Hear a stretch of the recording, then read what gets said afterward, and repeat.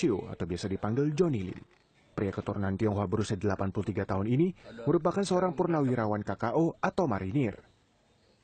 Johnny Lim mempunyai keahlian khusus seperti seorang ninja, yakni melontarkan jarum dari mulut hingga sejauh puluhan meter. Saat dicoba di depan rumahnya, dari jarak 35 meter ke sasaran beton, sebuah jarum yang disemburkan langsung menancap dalam. Keahlian ini diakui oleh Johnny Lim ia pelajari dari teman sang kakek saat dirinya berusia 6 tahun. Kemampuan ini terus ia asah dan latih setiap hari, bahkan hingga ia berusia 83 tahun saat ini. Pria kelahiran 3 April 1934 ini mengaku pernah menggunakan keahliannya saat Operasi Dwi Korah tahun 1964 pada era Presiden Soekarno di Semenanjung Malaya untuk melawan Malaysia dan sejumlah tentara asing pada saat itu.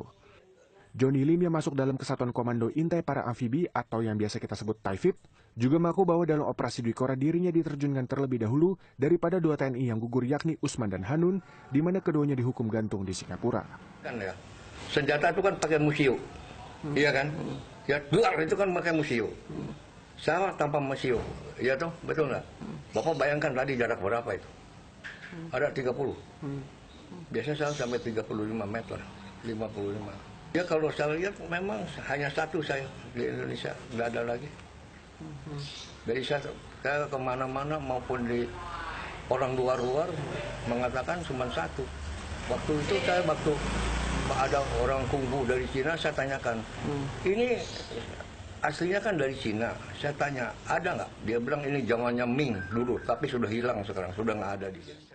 Dalam clipping sebuah media tahun 1960-an, Johnny Lim dijuluki sebagai semburan mulut berbisa.